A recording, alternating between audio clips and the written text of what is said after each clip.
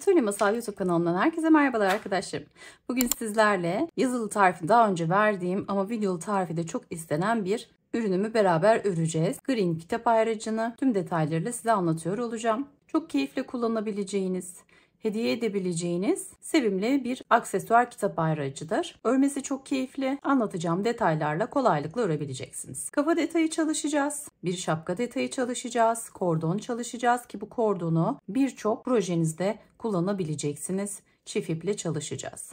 Arkasında minik bir keçeleme yapacağız. Az miktarda iplerle şık bir ürün ortaya çıkaracağız. Malzeme detayına geçmeden önce de kanalıma hala abone değilseniz ücretsiz abone olabileceğinizi hatırlatmak isterim. Katıl butonundan üye olarak da kanal ayrıcalıklarından faydalanabilirsiniz. Şimdi şöyle ip malzemelerine bakalım. İnce kalınlıkta pamuklu bir ip tercih ettim. Farklı kalınlıkta ipler tercih ederseniz daha büyük ya da daha küçük bir aksesuar elde etmeniz mümkün. Kullandığım ip için ben 2 numara tığ kullanacağım. Ucunda bir aksesuar ahşap boncuk kullanıyorum. İstediğiniz şekilde süsleyebilirsiniz. Az miktarda yeşil, kırmızı, beyaz ve siyah, sarı iplere ihtiyacımız olacak. Şapka detayında öreceğimiz top için çok az miktarda bir elyaf ihtiyacımız olacak. Arkasına yapıştırmak için ince bir keçe ve yapıştırıcı, tekstil yapıştırıcısına ihtiyacımız olacak. Gözleri ve yüz detaylarını iğneyle işleyerek yapacağız. Etamin iğnesi işinizi görecektir. Eğer malzemelerin hazırsa hadi gelin örmeye başlayalım. Yeşil renkli ipimle şöyle bir sihirli halka yaparak başlıyorum. Parmağımı etrafından ipimi dolandırdıktan sonra tığımın kancasıyla ipimi alıyorum. Halkanın içerisine şöyle bir kilitliyorum. Halkanın içerisine sık iğneler dolduruyorum. 1, 2, 3, 4, 5 ve 6. Sihirli halkamı şöyle çekiyorum, sıkıştırıyorum ve kapatıyorum. Şimdi ilk sık iğnenin içerisinden tığımı geçiriyorum.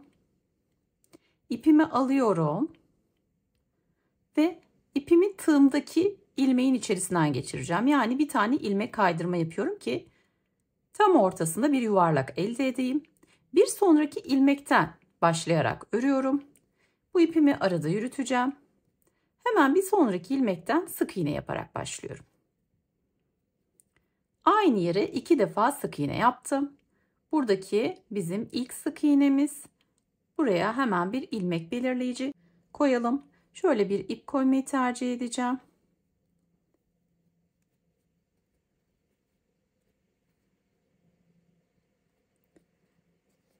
Ve örmeye devam edelim. Bir sonraki ilmekte de yine aynı şekilde aynı yere 2 kez sık iğne yaparak devam ediyorum. Üçüncü arttırmayı yapıyorum. Her bir ilmeğe 2 tane sık iğne yapıyoruz şimdi bu sırada. 6 adet sık iğne yapmıştık sihirli halkanın içerisine. Bu ikinci sıramızda da hepsine çift batarak sayımızı 12'ye çıkaracağız. Hemen kontrol edelim. Geriye doğru sayıyorum. 2, 4, 6, 8, 10 ve ip koyduğumla birlikte 12 oldu.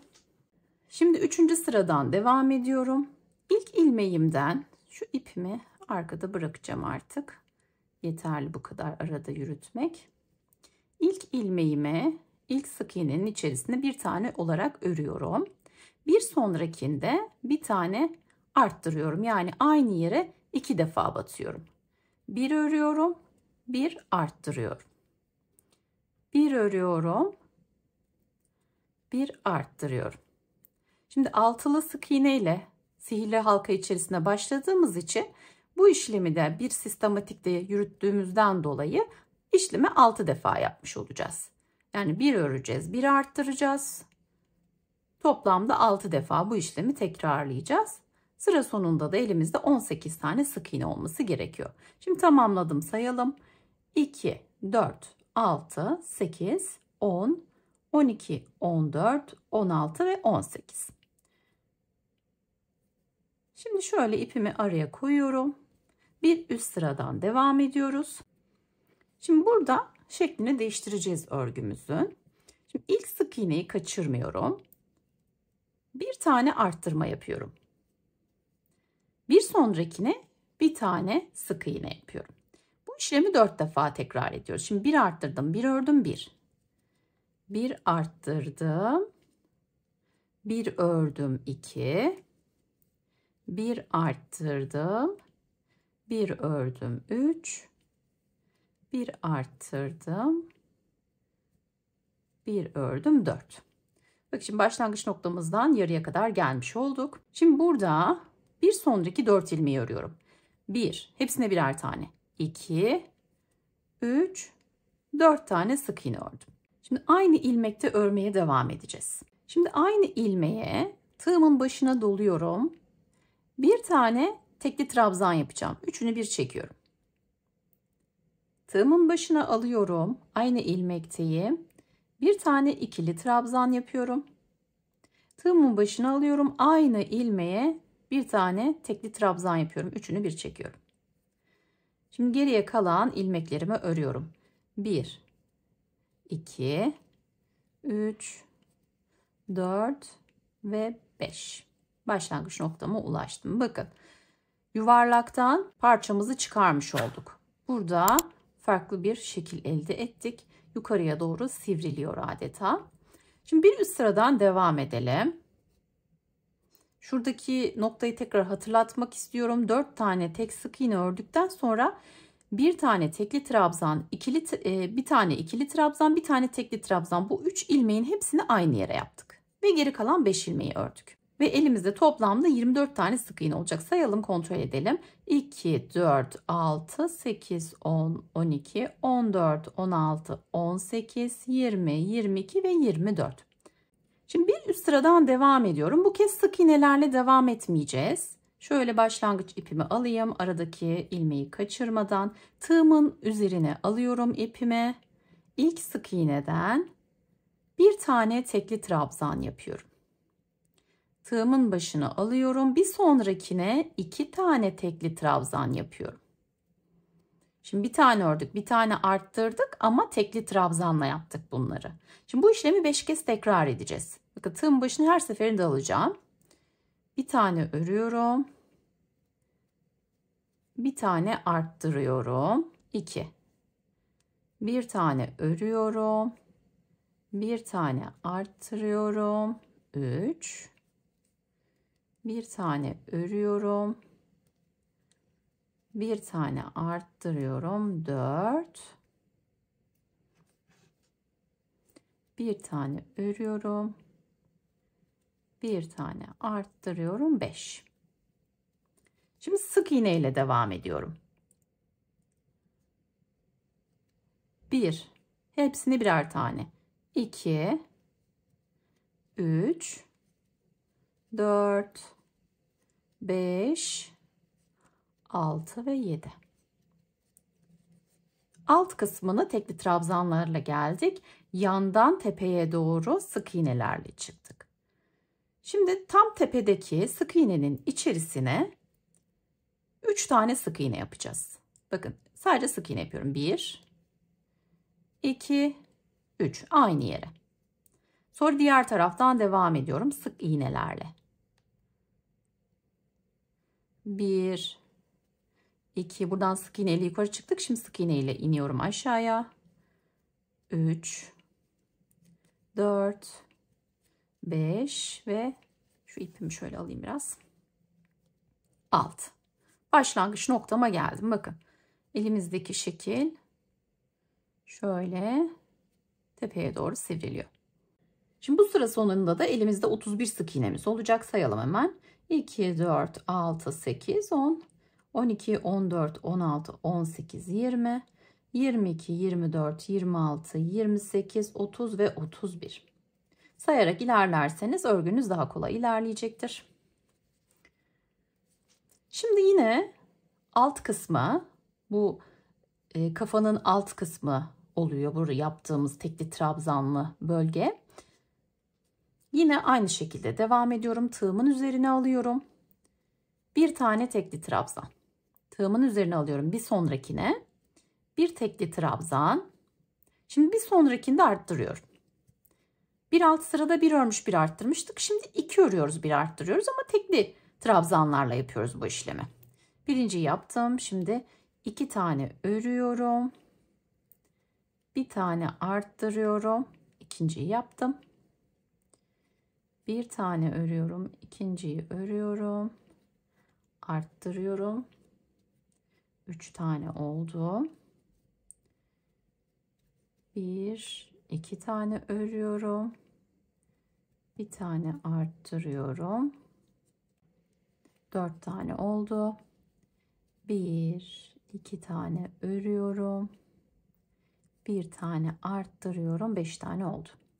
Şimdi bakın kafanın alt kısmını tamamladık, geldik. Sık iğnelerle devam edelim şimdi. Her birine bir tane. 2 3 4 5 6 7 ve 8.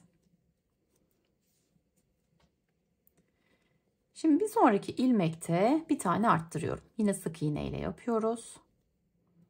2 tane sık iğneyi aynı yere battım, tepedeyim. Dönüyorum aşağıya, başlangıç noktasına gidiyorum sık iğnelerle. 1 2 3 4 5 6 ve 7. Başlangıç noktamız burası. Şu ipimi şöyle arkaya alayım, daha net görünsün. Bakın. Evet. Şöyle bir elimle düzeltiyorum parçamı. Şimdi elimizde 37 adet sık iğne olması gerekiyor. Şimdi bunu hem sayacağız hem de son sıramızı yapacağız. Son sıramızda ilmek kaydırma ile ilerleyeceğiz. Nasıl yapıyorum? Tığımı ilmeğime geçirip ipimi alıyorum. Tığımdakinden geçiriyorum. Birinci ilmek kaydırmamı yaptım. Bir sonraki ilmekten ipimi alıyorum. Tığımdan geçiriyorum. İkinci. Alıyorum. Tığımdakinden geçiriyorum. Üçüncü. Dördüncü. Beşinci. Altıncı. Yedinci. Bakın gördünüz mü? Hem parçamızı da biraz daha toklaştırıyoruz. Hem sayalım hem devam edelim şimdi. 8, 9, 10, 11, 12, 13, 14, 15, 16, 17, 18, 19, 20, 21, 22, 23, 24, 25, 26, 27, 28. Bakın tepeye geliyorum. 29, 30. Çok sıkmayın kenarı yaparken. 31. İzin verin dönsün. 32, 33, 34, 35, 36 ve 37 başlangıç noktamıza geldik ve kafayı bu şekilde bitirmiş olduk arkadaşlar. Şimdi bu ipimizle işimiz bitti. İpimizi kesiyorum. Şimdi nasıl yapıyorum? İpimi direkt çıkartıyorum. Şöyle bir sonraki ilmekten arkaya alıyorum. Geliyorum bu çıkarttığım ilmeğe, son ilmeğin içerisinden yeşil ipi tekrar geçirip arkaya alıyorum. Bakın bu şekilde hem örgüyü devam ettirmiş oluyoruz. Şöyle de yerleştiriyorum. Pürüzsüz de bir geçiş elde ediyoruz. Bakın. Bu şekilde tamamlıyoruz. Şimdi iğne ile ipimi saklayacağım arkadan. Yüz işlemesiyle devam edelim. Evet, şimdi sarı, siyah ve beyaz renklerde iplerim var. Şöyle ince kalınlıktaki ipimi ben katlarını ayırarak kullanacağım. Daha ince ipler de tercih edebilirsiniz siz isterseniz. Ya da elinizdeki kullandığınız ipi katlarına ayırarak da kullanabilirsiniz. Şimdi öncelikle göz detaylarını işleyelim. Bitiş noktamız burası. Bakın yuvarlak yaptığımız için buradan spiral görüntüsünü kesmiş olduk. Daha hoş olduğunu düşünüyorum. Şimdi merkezden gözlerimizi bir arttırmamız var. Zaten arttırmalarla devam ettik. Bu arttırmanın tam ortasından, bu arttırmanın tam ortasından denk gelecek şekilde gözleri yapacağım. Bakın iğnemi buradan alıyorum. Merkezle birlikte, sihirli halka ile birlikte 1 ve 2 çift olarak ördüğümüz sıra 2 ve 3. sıranın arası diyebilirim. İpimi geçiriyorum. Bir sık iğne boyunca bir alttan bir yandan ya da diyeyim ipimi getiriyorum ve aynı işlemi tekrar ediyorum. İkinci kez ve üçüncü kez. Şimdi siyah lekeleri yapmış olduk. Şimdi diğer taraftan yine arttırmanın ortasından bir tane sık iğne kadar boşluk bırakmış oluyoruz. Bir yanındakine hemen çapraz olacak şekilde geliyorum. 1, 2 ve 3 kez ipimi geçiriyorum. Şimdi gözler için siyah noktalar, siyah dokunuşlar yeterli. Şimdi burun için ve ağız için bakın şimdi şu sihirli halkanın tam altında geliyorum.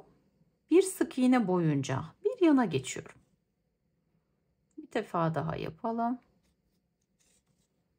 Bir yana geçiyorum. Tam ortasından geleceğim. Onun öncesinde ağzı çalışacağımız yer burası. Bakın şurası kenar. Bir sık iğne bırakıyoruz bir sık iğne boyunca ve tam ortasından şöyle alttan geliyorum. Yukarı doğru çıkarıyorum. Şöyle ortasından girmeye çalışın. Evet. Bakın. Şurada küçük bir T oluşturmuş olacağız. Şimdi şöyle buradan çaprazlayın. Ölçünüzü trabzan, tekli trabzan yaptığımız yerden alabilirsiniz. Şuradan gelelim. Bakın bu şekilde dönerek devam edeceğiz ve tam karşılığında. Bakayım hem nasıl olmuş tam karşılığı. Şuradan alabiliriz. Şimdi bunu tam çekmiyoruz. Birazcık gevşek bırakacağım. Şimdi bir yanındakinden alacağım. Şöyle ipi arada tutacağım ve aynı yerden geri arkaya. Bakın hepsinde geliyorum. Yan ilmeğe geçtim. İpi arada aldım ve tekrar aynı yerden arkaya. Çok sıkıştırmıyorum. Arkadan çıkarıyorum. Bir yandakinden geliyorum. Bakın ipimi şu an aradan alamadım. O yüzden şöyle ipin altından geçiriyorum. Aynı yerden arkaya. Şöyle hızlı hızlı çalışabiliriz. Bakın aynı yerden bir yanına ipi araya alıyorum. Aynı yerden arkaya bir yanına ipi araya alıyorum. Hepsini şimdi aynı şekilde devam ettiriyorum.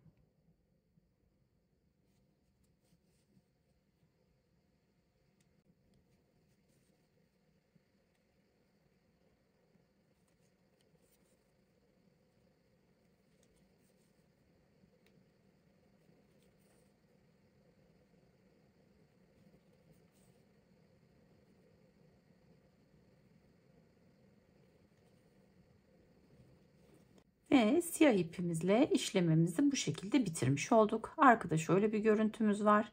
Keçeyle kapatacağım. Şimdi ipimi arkada sabitliyorum.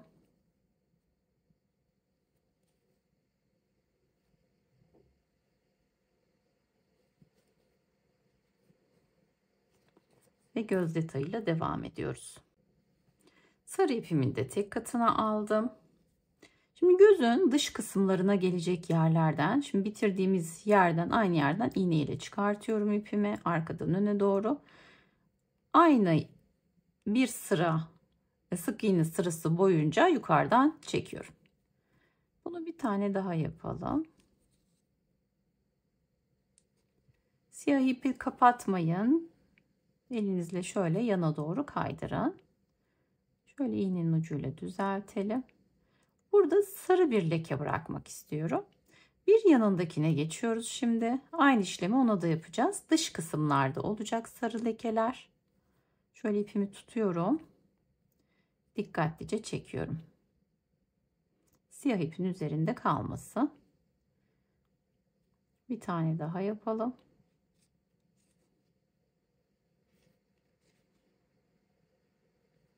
Yeterli bakın. Şimdi bu iplerimizi de sabitleyelim. Ve keselim. Şimdi beyaz dokunuşlar yapacağız. Şimdi tek kat beyaz bir ip aldım. Arkadan öne doğru geliyorum. Tepe kısmından çıkartıyorum iğnemi. Ve sarı ile siyahın arasından batıyorum. Bakın. Çok minik bir dokundurma. Şimdi tepeden diğer gözden ortasına doğru bak.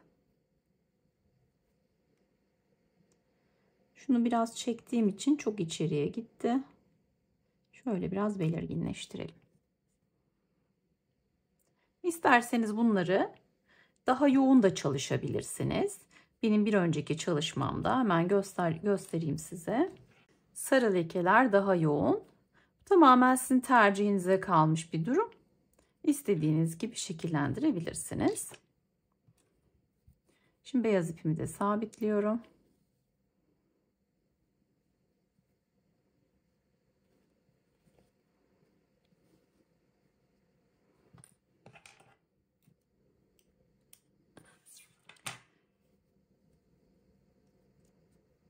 Şapka detayıyla devam edelim. Şimdi şapka detayı için beyaz renkli ipimizle başlıyoruz. Zincir çekerek başlıyorum. İpimi kilitliyorum. Toplamda 24 adet zincir çekeceğiz. 1, 2, 3, 4, 24. Şimdi zincir çektikten sonra zincirimin şöyle yönünü düzgün tutuyorum. Aynı yönde. İlk ilmekten başlayarak öreceğim. Şöyle alıyorum. Tığımdakinden geçiriyorum. İlmek kaydırmayla birleştiriyorum. 1, 2 zincir çekiyorum. Tığımın başına alıyorum. İlmek kaydırmayla birleştirdim. Aynı yerden bir tane ikili trabzan çalışıyorum şimdi. Tığımın başına alıyorum. Bir sonrakinden ilmeğimi alıyorum. İkisine bir, ikisine bir ikili trabzan yapıyoruz. Tığımın başına doluyorum. İkili trabzan yapıyorum. Şimdi 24 adet ikili trabzanımız olması gerekiyor elimizde. Sonuna kadar hemen yapıyorum, sıra sonuna kadar ve sayacağız. Şu ilk yaptığım zinciri saymıyorum. İlk yaptığım trabzan, ikili trabzandan sayıyorum. 1, 2, 4, 6, 8, 10, 12, 14, 16, 18, 20, 22 ve 24. Şimdi kırmızı renkli ipe geçeceğim. Ve sıra geçişlerinin düzgün olmasını istiyorum. Son yaptığımı şöyle bıraktım. İkisi tığımda. Kırmızı renkli ipimi alıyorum. Kırmızı renkli ipimle son ikili trabzanımı kapatıyorum. Şöyle sıkıştırıyorum. İkisini bir tutuyorum. Şimdi ilk ilmekten başlayarak öreceğiz. Arka ilmekten alıyorum. Bakın her ikisinden değil, arka ilmekten alıyorum. Tığımla ipi alıp tığımdakinden geçiriyorum. Yani ilmek kaydırma yapıyorum.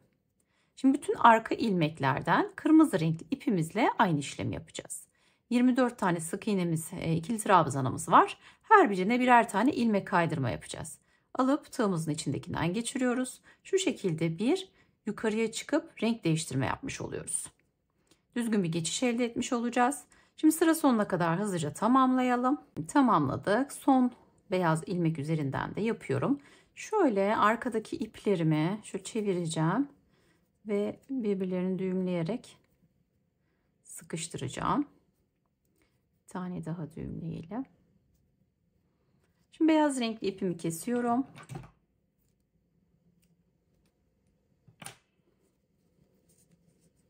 Kırmızı renkli ipimizle örmeye devam edeceğiz. Şimdi bir üst sırada da yine arka ilmeklerden alıyorum. Şu ilk ilmeğimizi kaçırmayalım. İlk kırmızı ilmekten sık iğne yapıyoruz.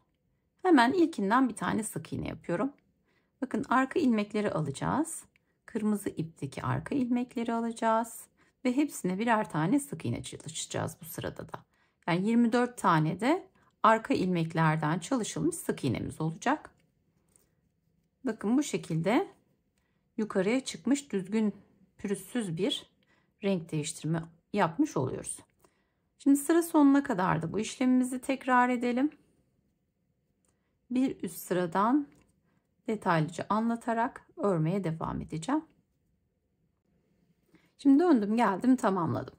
Artık sık iğnelerle örerek devam edeceğiz. Hemen ilk sık iğneden başlıyorum. Her birine bir sık iğne. Şimdi bir tane ördüm. İlmek belirleyici takacağım hemen. Şöyle bir tane farklı renkte ip kullanalım. Bu bizim ilk sık iğnemiz olsun. Yanındakine bir sık iğne. 1 2 tane ördüm.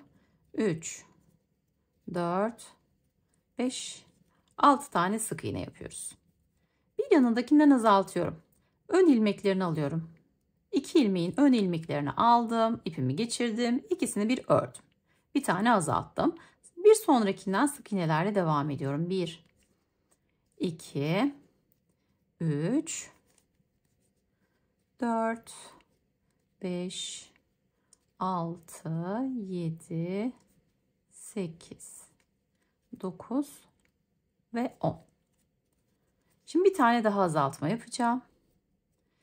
Şöyle ilmeklerimin ön ilmeklerini alıyorum. İkisini bir örüyorum. Geri kalan 1 2 3 4 ilmeğimi örüyorum. Şimdi burada 2 tane azaltma olmuş oldu ve elimizde 22 adet sık iğnemiz var. Şu ipi de şöyle alalım aşağıya doğru. Şimdi bir üst sırayı çıkıyoruz. Yine sık iğnelerle devam ediyorum. 1 2 3 4 5 ve 6. Söylediğim sayıları takip etmeniz çok önemli şekillenmesi için şapkanın. Şimdi bir tane azaltıyorum. Sık iğnelerle devam. 1 2 3 4 5 6 7 8 ve 9.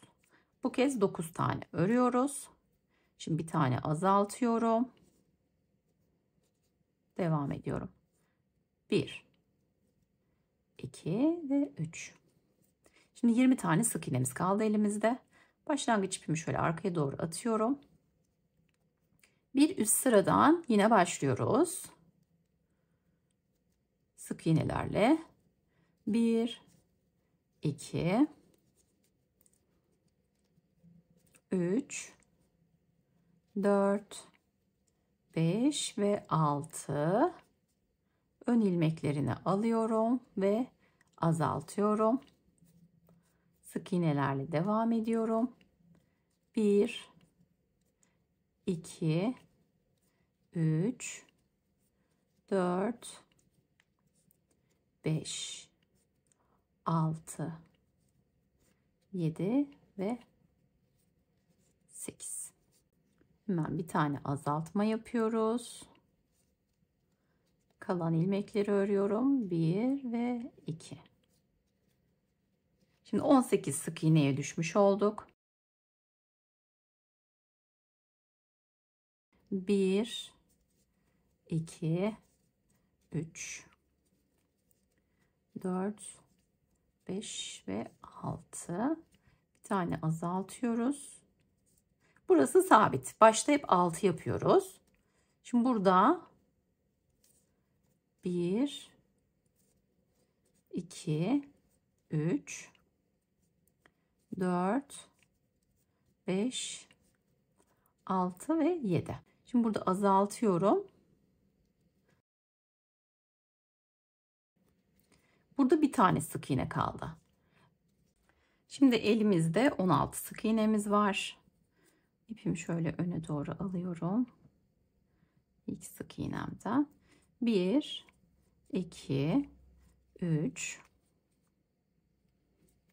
4 5 6 örüyorum. Bir tane azaltıyorum. 1 2 3 4 5 ve 6 örüyorum. Bir tane azaltıyorum. Elimizde 14 sık iğnemiz var. Şimdi bir üst sıradan devam ediyoruz. 1, 2, 3, 4, 5 ve 6. Bir tane azaltıyorum. Şimdi burada dikkat. 1, 2, 3, 4 tane örüyorum. Bir tane azaltıyorum. Sona azaltmamız denk geliyor.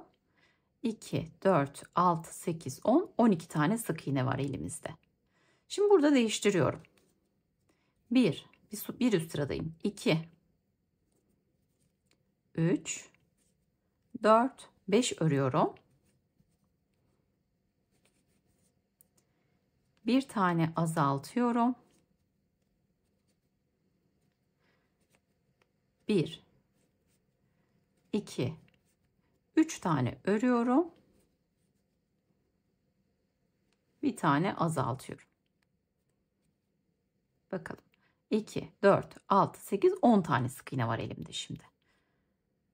Bir üst sıradan devam ediyorum. 1, 2, 3, 4 tane örüyorum. Bir tane azaltıyorum. Tabii küçüldükçe biraz zorlaşıyor. Şöyle yanındakinden 1, 2 örüyorum. Bir tane azaltıyorum.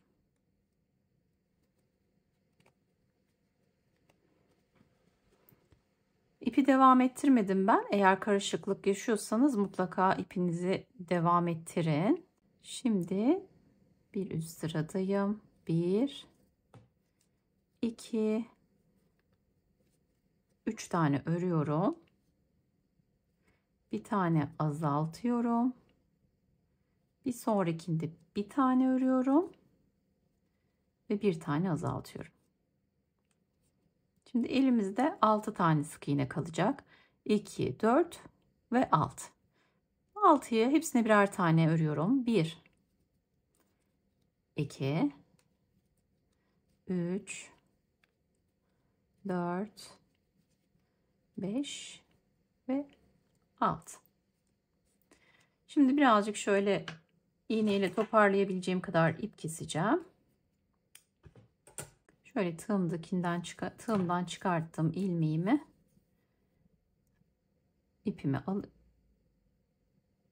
İpimi iğneme alıyorum.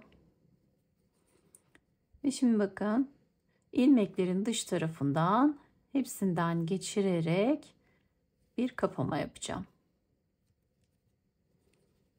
Alt ilmeğim vardı, altısından da geçiriyorum. Ve şimdi çekiyorum, sıkıştırıyorum, kapatıyorum. Bakın bu şekilde. Şöyle bir şapkamız oldu. Formu çok güzel duruyor. Şimdi bu hafif uzunca kestiğim iple ne yapacağım onu göstereceğim size. Şu ilmek belirleyicimi alıyorum. Şimdi bu şapkayı böyle de kullanabilirsiniz. Şöyle bakalım. Bu şekilde de kullanabilirsiniz. Ben sabitlemeyi tercih edeceğim. Nasıl?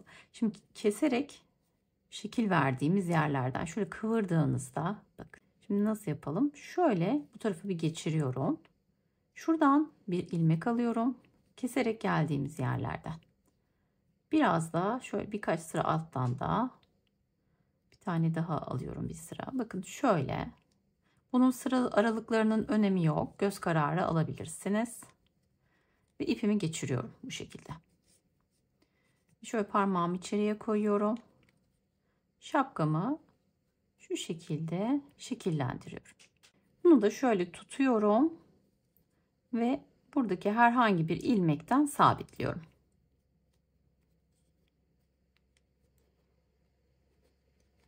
Şöyle tekrar bir daha sabitleyelim. Ve onu da içeriye çekip saklayacağım. Şimdi bu şekilde minimal bir şapka yapmış olduk. Şapkamın şöyle şunu ipi de keseyim. Şöyle tekrar son halini görmüş olalım. Bakın böyle. Ama isterseniz kırmızı iple 24 sık iğne ördükten sonra 3 sıra daha düz örerek daha da uzun bir şapka elde edebilirsiniz.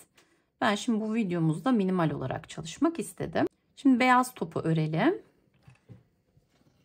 Beyaz renkli ipimle sihirli halkamı yapıyorum. Hemen sık iğnelerimi örüyorum. 1, 2, 3, 4, 5 ve 6. Sıkıştırıyorum, kapatıyorum. İlk sık iğnenin içerisinden başlayarak örüyorum. İpimi içeride yürütüyorum. Bir tane örüyorum. Bir tane arttırıyorum aynı yere. Bir tane örüyorum. Bir tane arttırıyorum. Kaç tane oldu bakalım? 2, 4, 6, 8. Şimdi bir tane daha öreceğim ve bir tane daha arttıracağım. Toplamda 3 kez bu işlemi tekrar ediyoruz. Ve 9 sık iğneye ulaşıyoruz. Şimdi 9 sık iğne olarak devam ediyorum. 1, 2, 3, 4, 5, 6, 7, 8 ve 9. Bir sıra daha örüyorum. 1, 2, 3, 4, 5, 6, 7, 8 ve 9. Şimdi çok minik bir parçamız var. Şu ipi de içeride bırakalım. Çok minik bir elyaf dolumu yapacağım. Bu bile fazla. Şöyle alıyorum.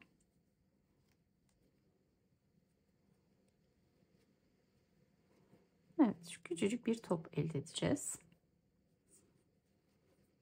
Şimdi bu sırada bir tane örüyorum. Bir tane azaltıyorum. Bunu 3 kez yapacağım. Bir tane örüyorum. Bir tane azaltıyorum ve son kez bir tane örüyorum. Bir tane azaltıyorum. Bu şekilde bitirmiş olduk. Şimdi ipimi birazcık uzun keseceğim.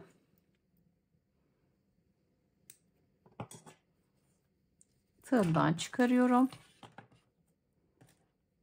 Ve iğne yardımıyla toparlayıp şapkanın ucuna dikeceğiz. Yine aynı yöntemle kalan ilmeklerin şöyle dışarıya bakan ilmeklerini alarak toparlıyorum.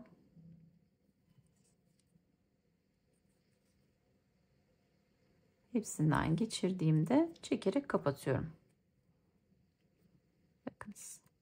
Bu şekilde bir top. Şöyle şekillendirelim. Şimdi şapkayı alıyorum. Şapkanın ucuna dikeceğiz.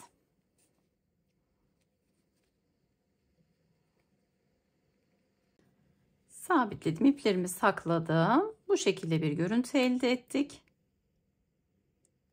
Şimdi kordon kısmı ile devam edelim. Ardından parçaların birleşimlerini göstereceğim. Evet, şimdi kordon için 2 tane ipim var. Çift renk çalışacağız. Şöyle iplerin uçlarını birbirine getiriyorum. Şöyle alıyorum ve ikisini beraber kilitliyorum. Uç noktayı çalışacağım şimdi. Herhangi birini alabilirsiniz. Hangisini önce aldığınız hiç önemli değil. Şöyle kırmızı ipi alarak başlayalım. Şimdi tığımda her iki ipte var. Tığımı arkaya gönderiyorum. Kırmızı ipimi bakın şöyle ipin arkasından alıyorum. Şöyle parmağımla tutuyorum. Bırakıyorum. Beyaz ipimi arkadan alıyorum. Tığımdakilerin arasından beyazı geçiriyorum. Tığda beyaz var. İpimin arkasına tığımı geçiriyorum. Bakın bu önden arkaya doğru ipi bırakıyorum. Kırmızı ipimi alıyorum. İkisinin içinden kırmızıyı geçiriyorum. Kırmızı ipimi alıyorum bu kez. Tığımda kırmızı olacak hep. Beyaz ipi arkadan alıyorum. Bakın kırmızıyı öne doğru bıraktım. İkisinin içinden beyazı geçirdim. Tığımın arkasını şöyle ipimi buradan öne getiriyorum bakın. Kırmızı ipimi arkadan alıyorum ve ikisinin içinden geçiriyorum. Öğrendikten sonra çok pratik, hızlıca ilerleyecek, yapması da çok keyifli. Ama alış yönlerine mutlaka dikkat etmeniz lazım. İpi eğer bu şekilde almazsanız istediğimiz sonuca erişemeyiz. İstediğiniz uzunlukta çalışabilirsiniz. İstediğiniz uzunluğa eriştiğinde de ipimizi kesip işlemimizi sonlandırıyor olacağız. Şimdi ben tamamlıyorum. Ölçümü de size ölçerek de verebilirim. Videonun başında vermeyi unuttum. Siz de kendi ölçünüzü benim vereceğim ölçüye göre belirleyebilirsiniz. Evet, ördüm, tamamladım. Bana uygun olan ölçüyle şöyle hemen size de ölçüsünü vereyim. Bakın 20 santimlik bir uzunlukta ördüm. Şimdi sonunu nasıl kapatıyorum? Zaten bunu kafa altında sabitleyeceğiz. Aşağıdan da boncuk geçireceğim. Şimdi tığımda bir ilmeğim var. İkisini bir içinden geçiriyorum. Şöyle iplerimin ucunu keseceğim. Ve şöyle sabitliyorum. Başlangıç yerimden şöyle boncuğumu alıyorum. Şöyle geçireceğim. İplerimin ucunu biraz kesiyorum. Şöyle. Şimdi sıcak silikonla ve birazcık alıyorum. Bu ucunu bu şekilde kıvırıyorum. Ve boncuğumun içerisine yerleştirip sabitliyorum. Bu ucunu bu şekilde yapmış oldum. Diğer kısmını da kafayla birleştiriyoruz. Parçaya uygun olarak kesmiş olduğum ince bir kalınlıkta bir keçem var. Bakın bu şekilde ölçülerini şöyle koyup hemen yanlarından keserek belirledim. Bir açıklık kalsın istemiyorum. Şimdi tam ortadan çizgiyi takip ederek örmüş olduğumuz kordonu koyacağım. Bakın şöyle. Şuradan da takip edin. Buraya koyma. Zaten şuradaki ip parçasından da takip edebilirsiniz. Şöyle silikonumu hemen sıkıyorum. Şuralara da sıkıyorum.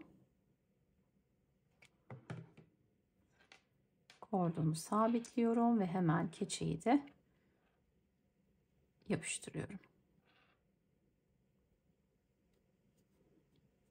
Bakın bu şekilde yapıştırıyoruz. Şimdi diğer kalanla şu parçalar uzun, onları o yüzden kesiyorum. Şimdi geri kalan kısmına da yapıştırıcımı kullanıyorum ve sabitliyorum.